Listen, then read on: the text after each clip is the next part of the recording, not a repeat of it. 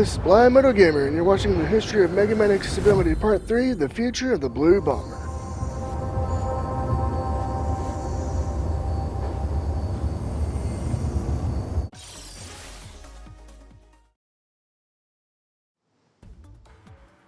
Hello everyone, Blind Metal Gamer here with Part 3 of the history of Mega Man Accessibility. In this video, I'm going to be discussing the future of Mega Man as it relates to accessibility, and we're going to kick it off with what you're seeing in the background here on screen, Mega Man 11. In this game, unbeknownst to gamers, Capcom put accessibility features in the game without even realizing they had done so, and without having a specific accessibility tab. You're probably wondering, Blind Metal Gamer, how'd they do that? Well, starting off, when you boot up the game, you'll notice the language is very plain and easy to understand. This is good for players who might have intellectual disabilities, cognitive disabilities, or English learners, or who are people who are learning English as a second language. The game also has easy language to understand when it comes to difficulties such as newcomer, casual, normal, and superhero. This gives the player an opportunity to differentiate the difficulty when starting a new campaign without having language that might be complex or hard to understand. Plus, each difficulty option adds challenges or makes things easier depending on the setting that you choose. Another setting of accessibility that Capcom did here without realizing it is customizable controls. Like in the Legacy Collections 1 and 2, with the original Mega Mans on NES, Super NES, PlayStation 1 and 3, the controls in this game by default are customizable. So, for example, if you want your regular fire button to be the circle button, you can do that, and so forth and so on. The addition of an auto fire option and a slide button is dedicated, and you can map those to the whatever button you would like. So, for example, for my layout, I have right trigger, or R2, is my auto fire button, or rapid fire as it's called, and left trigger, or L2, is my slide button. Now, you're probably wondering, Blind Metal Gamer, what about the gear changes?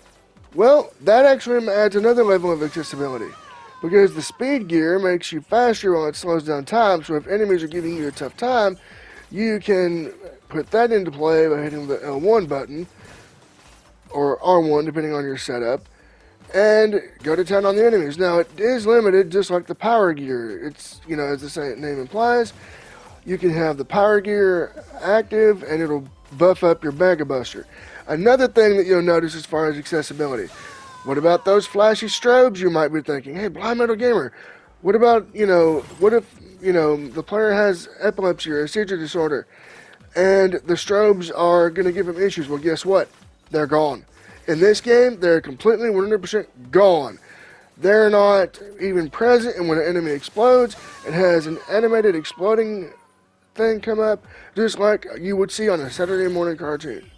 So, with that being said, you're probably wondering, hey, Blind Metal Gamer, how accessible is Mega Man 11? It is very accessible, and very fun as well. Now, you're probably wondering, Blind Metal Gamer, what about the future of Mega Man, the Mega Man 12 and beyond? If they build on what they made with Mega Man 11 and improve upon that and maybe add a couple more features, that would be great. So, at this time, I'm going to talk about what features I feel need to be in Mega Man 12 and beyond to make it more accessible. Menu narration. I know this is one that I get a lot of flack for. Oh, Blind Metal Gamer, why do you always say every game with a menu needs a menu narrator? Well, I feel this is needed because it would help players who are totally blind or visually impaired navigate the menus in this game. I also feel that customizable difficulty would be a good idea for options, for accessibility. Now, you're probably thinking, oh my god, customizable difficulty, what is he thinking? Well, here's the thing, guys. With customizable difficulty, you could have the ease of the casual or newcomer difficulty with the pits, where Beat would assist you with, have that be easy, while the robot enemies and the enemies pose more of a challenge. So you could have, say, platform difficulty, put that to casual, and for enemy encounters, like the one you're seeing on screen, have those be normal or whatever difficulty you would like. Then another thing that they could do in terms of casual difficulty would be the damage taken and damage given options, to set those parameters to your liking, and that way another option of customization is there. Another thing I feel that they could do to improve Mega Man's accessibility going forward is keep the customization of the controls. I love how in Mega Man 11, in this game you're seeing on screen, you can customize your button layout to meet your needs and enjoy the game.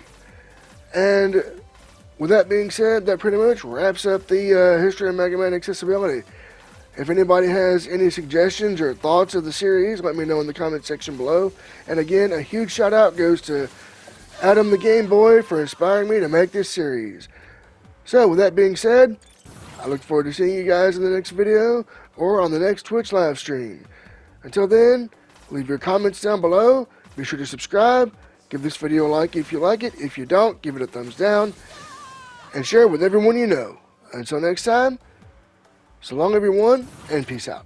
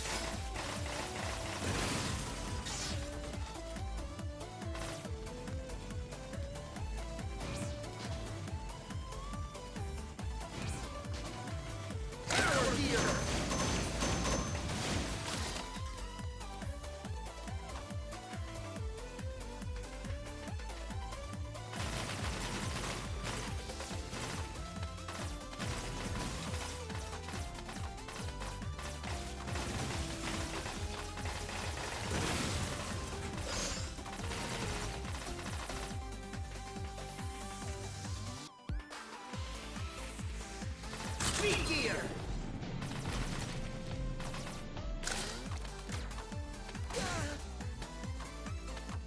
Speed up!